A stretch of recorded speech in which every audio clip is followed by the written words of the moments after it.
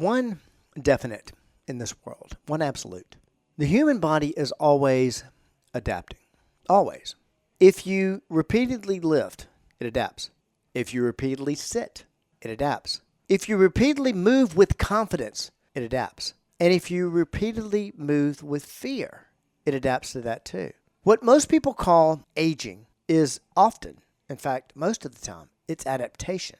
Adaptation to inactivity, adaptation to fear, adaptation to convenience, and adaptation to repetition. And the same principle that can slowly deteriorate the body can also rebuild it. Today on the Personal Edge Fitness Podcast. Welcome to the Personal Edge Fitness Podcast with Garrett Williamson. Health, wellness, exercise, nutrition, and a whole lot more. Got questions? Call us and leave a message at 251-278-EDGE or message us at Personal Edge Fitness on Facebook and Instagram, at Team PE on Twitter, or personaledgefitness.com. Hello again and welcome to the Personal Edge Fitness Podcast. I'm Garrett Williamson, and as always, we are here to talk about health, fitness, longevity, and pushing back against what I call the lie of age, that ridiculous concept that time passing on a calendar actually causes deterioration. And today we're talking about one of the most important principles in all of human physiology, adaptation. Because your body is constantly becoming what you repeatedly ask it to become. The body is always listening. One of the biggest misunderstandings people have about the body is they think adaptation only happens when they're training. No, you're always training, always. Even when you think you aren't. If you sit all day, you are training sitting. If you avoid stairs, you are training stair avoidance. If you stop getting on the floor, you are training your body not to get on the floor. And the body adapts accordingly. One of the biggest examples of this is simply inactivity, or what we stop doing. And inactivity often begins much earlier than people realize. One day we just stop playing. We stop running, jumping, skipping. One of the biggest, we stop moving sideways. We stop crawling, climbing, balancing. And what's fascinating is the body notices. Let me talk about that sideways thing, because I really drove that one home a minute ago. Children move sideways constantly. Sports involve lateral movement constantly. Just playing the simple game of tag, you're moving laterally. You're pushing off, going side to side. And one of the major muscles involved in stabilizing that movement is the gluteus medius. These are what we call the medial glute. It's the muscles that run on the side of the hips. That muscle is incredibly important for pelvic stability. It's important for balance, gait control, fall prevention. But when people stop moving laterally, that muscle weakens. Then balance decreases. Fear increases. Movement ends up decreasing even more. And eventually, people start saying, I guess I'm just getting old. Oh, wow. I hate that one. No. The body adapted to what it repeatedly stopped doing. Fear trains the body too. And this is critical. Fear itself creates adaptation. I've seen this countless times. I mentioned in a recent episode a client who physically would not allow both feet to leave the ground at the same time. Not because he lacked the strength. He more than had enough strength to jump up on a 18, 20-inch plyo box easily. And now it doesn't seem like high for some of you, but this gentleman was not a spring chicken. Again, age doesn't dictate that. But he trained great. He was really, really strong. It's not because he lacked the strength. It's because he developed the fear. And once fear enters movement, the nervous system begins adapting around protection. This creates a cycle. Someone falls, then they become cautious. Then they move less. Then strength decreases. Balance decreases. Confidence decreases. Then the fear becomes even stronger. And eventually, the body physically reflects the fear. So it started all here in the mindset. Let's look at some conveniences in modern life. Let me be clear. That does not mean convenience is evil. Too many times we do that. I drive a car too. I use elevators too.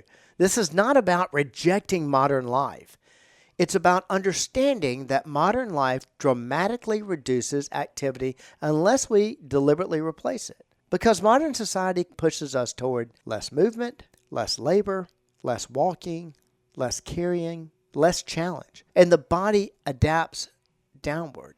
One of my favorite examples of positive adaptation is stairs. We use stairs in a very deliberate way with clients, not just walking straight up. In our flagship in Mobile, we have a very long set of stairs, and it's one of our most expensive pieces of equipment. But not just walking upstairs, we eventually have clients walk sideways, cross over sideways, change movement patterns. Now, why do we do that? Because we are training strength, because they're walking stairs. We're training, believe it or not, balance, agility, and dexterity. We're training coordination, and we are enhancing confidence.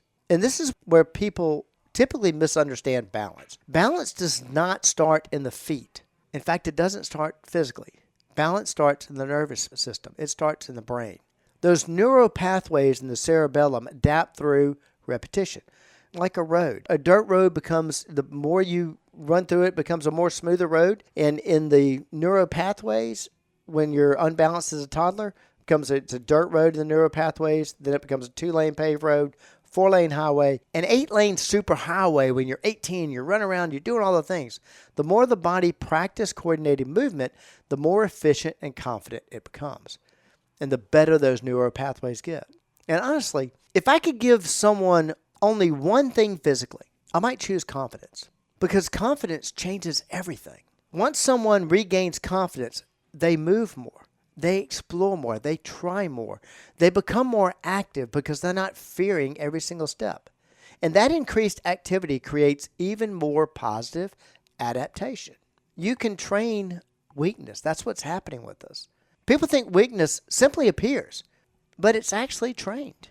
Inactivity trains inactivity. Weakness trains weakness. Caution trains caution. And over years, those repeated patterns become identity.